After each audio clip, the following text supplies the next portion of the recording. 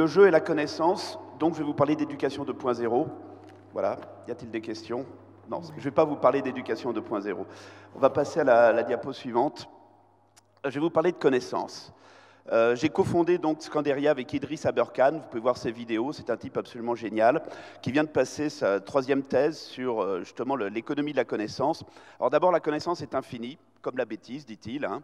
Et surtout, la connaissance, c'est une économie de l'immatériel, c'est-à-dire la connaissance, ça se multiplie. Je vous donne de la connaissance, vous transférez cette connaissance à d'autres personnes et il n'y a absolument aucune limite. Alors elle double tous les 9 ans. Hein, ça, la mesure numéro 1, c'est le nombre d'articles scientifiques qui est publié. Et en fait, quand vous regardez même en Chine, la connaissance double tous les 5 ans. C'est-à-dire tous les 5 ans, vous avez 2 fois plus d'articles scientifiques que 5 ans auparavant. Je ne peux pas m'empêcher de penser au passage à Pic de la Mirandole, vous savez, dont on disait que c'était le dernier homme qui pouvait embrasser toute la connaissance et le savoir de son temps. Donc aujourd'hui, c'est fini. Heureusement, la connaissance est collégiale. Hein. Regardez Wikipédia, par exemple. Hein. C'est un magnifique exemple de connaissance collective. C'est intéressant, Wikipédia, par rapport au modèle traditionnel des entreprises. Hein. Vous regardez n'importe quel comité de direction ou conseil des ministres, d'ailleurs, de gauche comme de droite. Vous avez une somme d'intelligence individuelle, des gens qui sont individuellement extraordinaires et qui deviennent collectivement idiots. Vous connaissez. En revanche, quand on regarde des modèles comme Wikipédia, ce n'est pas des prix Nobel qui publient dans Wikipédia, et pourtant c'est une œuvre d'une intelligence collective extraordinaire. Je vous rappelle, 284 langues dans Wikipédia. Hein. C'est la première fois que les Peuls, les Comanches, les Cheyennes, les Bretons, les Ouzbeks, ce que vous voudrez de langues rares et régionales, ont leur propre encyclopédie dans leur propre langue, qui n'est pas une traduction d'une encyclopédie occidentale. Alors la connaissance, il y a 2 équations. Moi je suis mathématicien d'origine, donc moi je ne peux pas m'empêcher de vous délivrer mon amour pour les équations. D'ailleurs on en a eu tout à l'heure. Premièrement, oui, ce que quelqu'un sait, ce que quelqu'un d'autre sait, ça peut générer de la connaissance supplémentaire. Hein. Donc en réuniant des connaissances, on crée la connaissance supplémentaire. Et puis surtout, équation fondamentale, si j'avais qu'une chose que je voudrais que vous reteniez de ce que je vous dis aujourd'hui, c'est phi de k égale a multiplié par t. Vous avez retenu? Non, bien sûr. Je vous donne de la connaissance et en échange, vous me donnez 2 choses, a et t. T, c'est du temps, A, c'est de l'attention. Et en fait, le flux de la connaissance, ce n'est pas seulement le temps, ce n'est pas seulement de l'attention, c'est de l'attention qui multiplie le temps. Entre parenthèses, quel est un cas de figure où on donne beaucoup d'attention? C'est quand on aime. C'est pour ça que toutes les entreprises qui fonctionnent bien, vous remarquerez que l'ensemble des gens qui travaillent pour l'entreprise aiment les produits de l'entreprise. Et quand on n'aime pas, c'est un peu plus difficile. Si on pouvait passer à la diapo suivante. Comment est-ce qu'on acquiert la connaissance? Petit clic de souris. Allez-y. Voilà. Ça, c'est catastrophique. Pourquoi c'est catastrophique? Parce que, une théorie des neurosciences, quand vous êtes dans un amphi comme ça, et j'en vois qui tombent dans le piège d'ailleurs, votre cerveau décode une onde sonore et la transforme en de l'écrit. Ça veut dire que votre cerveau ne fait rien d'autre. La preuve que c'est totalement inefficace, c'est que la première chose que vous faites en rentrant chez vous, c'est que vous relisez vos notes. Ça veut bien dire que vous avez perdu votre temps, quoi. Et en fait, pour les geeks comme moi, dans ce cas de figure, le cerveau fonctionne comme un CPU, comme un ordinateur. Alors qu'en fait, ce qui est génial dans un ordinateur, c'est la carte graphique. Et en fait, votre cerveau, vous le savez peut-être, c'est une carte graphique. C'est-à-dire que vous avez plusieurs aires de votre cerveau qui peuvent fonctionner en parallèle. Très important. Clic de souris, voilà. Alors ça, c'est très simple. Soit le gamin, c'est pas Einstein, il va souffrir, soit c'est Einstein et c'est le prof qui va souffrir. Donc dans les 2 cas de figure, je dirais personne n'en sortira gagnant. Clic de souris. Ah, ça c'est fabuleux, ça. Vous savez que nous sommes le seul mammifère qui n'apprenne pas en jouant, ou plutôt on le fait jusqu'à la maternelle grosso modo, et après on oublie la composante jeu. Tous les mammifères du monde entier apprennent en jouant. Donc du coup, ces modèles-là, qui sont des modèles assez sympathiques et extraordinaires d'apprentissage, où finalement, quand on regarde le jeu, justement, c'est une extraordinaire méthode d'apprentissage. Petit clic de souris. Désolé pour la méthode manuelle. Voilà. Est-ce que vous connaissez cet homme? Heinrich Marx. Heinrich Marx est un général allemand, histoire vraie, hein, vous pouvez vérifier dans Wikipédia justement, qui commandait tout le front atlantique pendant la Seconde Guerre mondiale. Petit clic de souris. Et Heinrich Marx s'ennuyait, et le 6 juin 1944, il a fait un Kriegspiel, un jeu de guerre. Et vous savez ce qu'il a fait? Il s'est mis dans la peau des Alliés. Et en se mettant dans la peau des Alliés, il a dit, bon, tous les manuels militaires disent que si on fait un débarquement, il ne faut bien sûr pas être vu, donc pas de lune, il faut des chaînes logistiques courtes, Et puis, il faut des tanks. Mais seulement, se dit Erich Marx, les manuels, ceux qui les écrivent sont des suiveurs, ceux qui les lisent sont des suiveurs, ceux qui gagnent, ce sont ceux qui écrivent les manuels. Entre parenthèses, c'est amusant, vous regardez tout le système scolaire, on vous apprend à lire les manuels, on ne vous apprend pas à en écrire d'autres. Donc ça forme des suiveurs, quelque part. Donc Erich Marx se met dans la peau des... dit, ben moi, finalement, je vais prendre le contre-pied. Donc je vais faire un débarquement nuit de pleine lune, un débarquement avec des chaînes logistiques longues, donc marée basse, et pas de chars. Et tiens, c'est marrant, ça tombe demain. Voilà, il avait déterminé exactement le lieu, c'est les côtes de Normandie, et en jouant, il avait refait dans sa tête tout le débarquement de Normandie. Alors comme je dis toujours en rigolant, il a dû envoyer un email à Hitler, mais la chance c'est que Hitler devait être environné de narques-bontins qui ont dit « Ah non, non, c'est nous les stratèges, c'est pas un petit joueur », et donc heureusement ils ne l'ont pas écouté. Clic de souris. World of Warcraft, y a-t-il des hardcore gamers ici? Est-ce que vous savez combien de temps l'humanité, et bravo, a passé en cumulé à jouer à World of Warcraft? 11 millions d'années. Eh bien, pas beaucoup trop, parce que je peux vous dire une chose, moi j'enseigne à l'éthique, entre autres, j'ai eu enseigné à l'ESCP-EAP, Europe, j'ai arrêté. À chaque fois que j'ai enseigné à des hardcore gamers, ça vous fait des chefs de projet extraordinaires. Pourquoi? Parce que quand vous faites une erreur dans World of Warcraft et que toute votre équipe est dégommée, il y a deux bonnes nouvelles. La première, c'est que vous êtes physiquement intact, et la deuxième, c'est que tout le monde vous tombe sur le poil. Donc vous avez appris quelque chose. Je vous jure, les hardcore gamers sont des extraordinaires chefs de projet. Petit clic de souris. Vous savez que l'armée américaine a développé un jeu rien que pour recruter des bidas, c'est America's Army. Et d'ailleurs, ils ont même embauché à très haut niveau le concepteur de Call of Duty.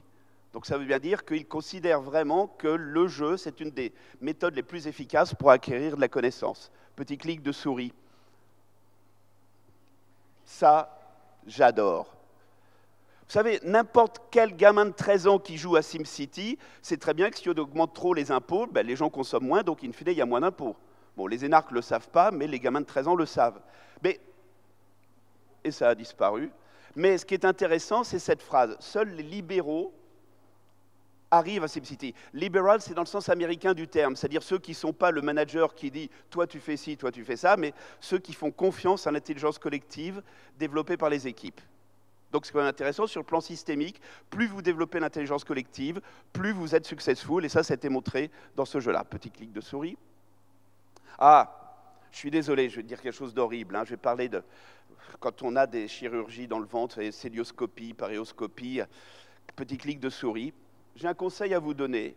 Il y a 5 universités dans le monde qui ont montré que les chirurgiens qui jouent aux jeux vidéo sont des meilleurs chirurgiens.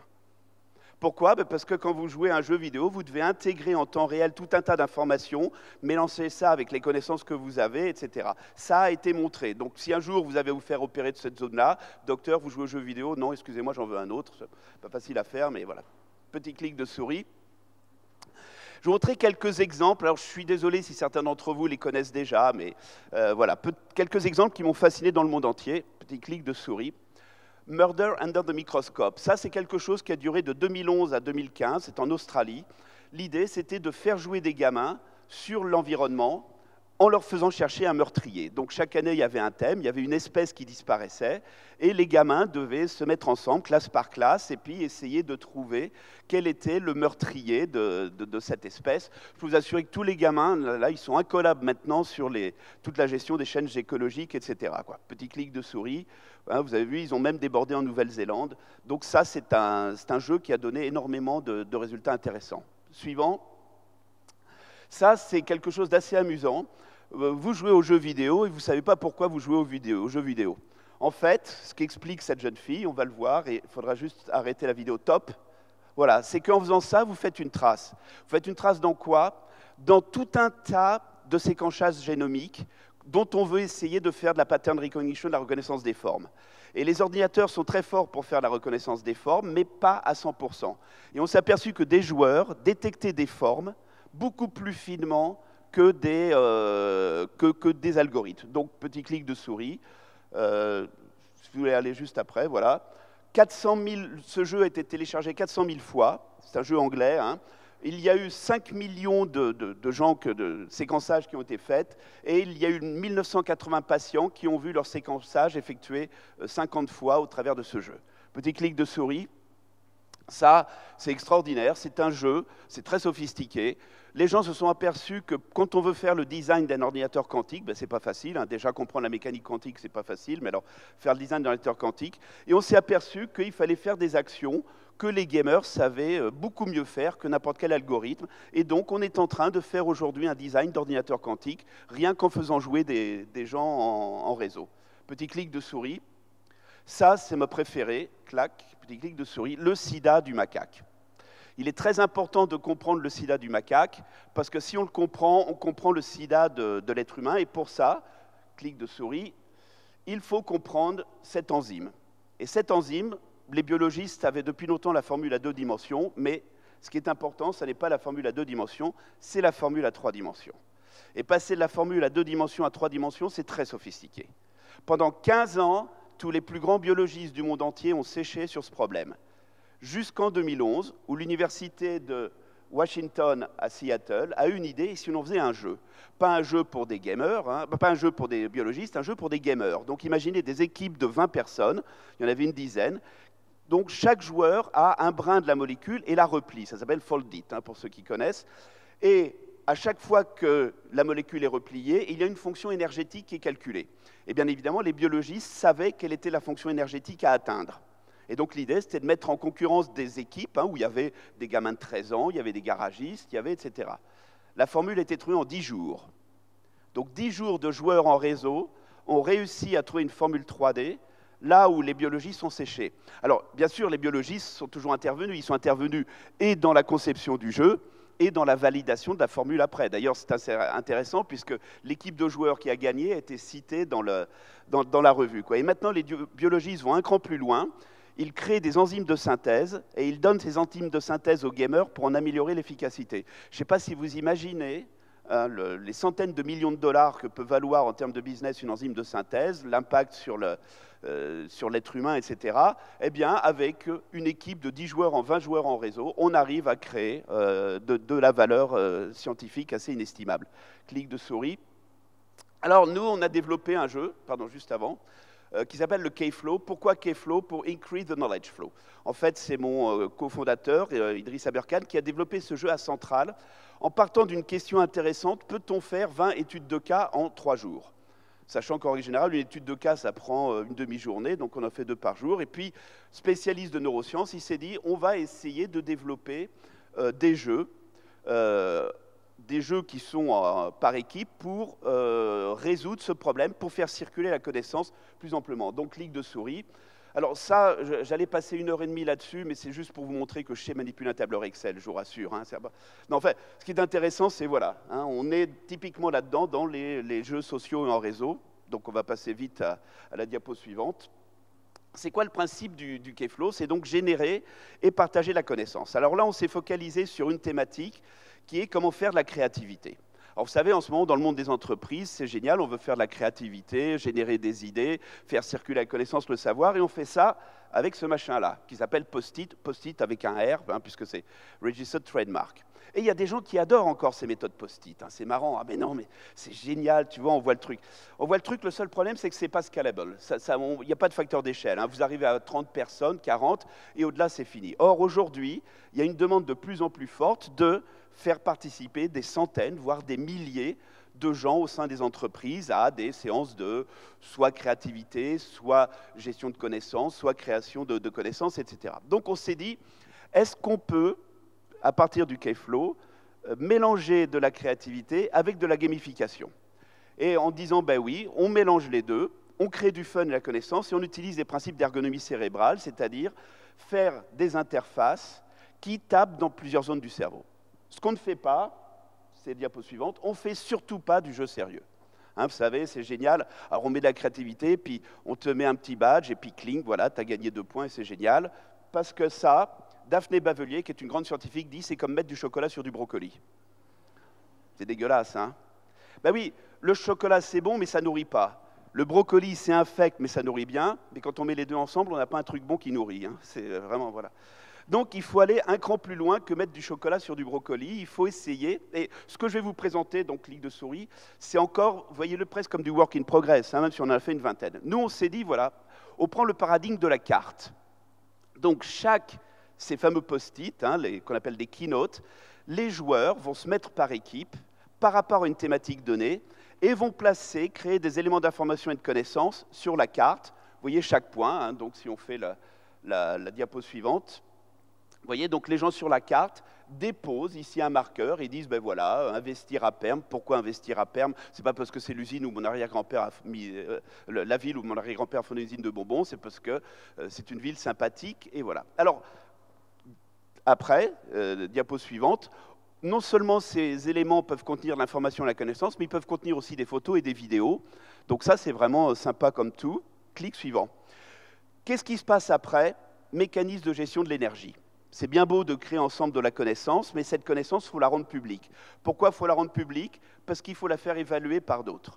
Et pour la rendre publique, il faut mettre de l'énergie.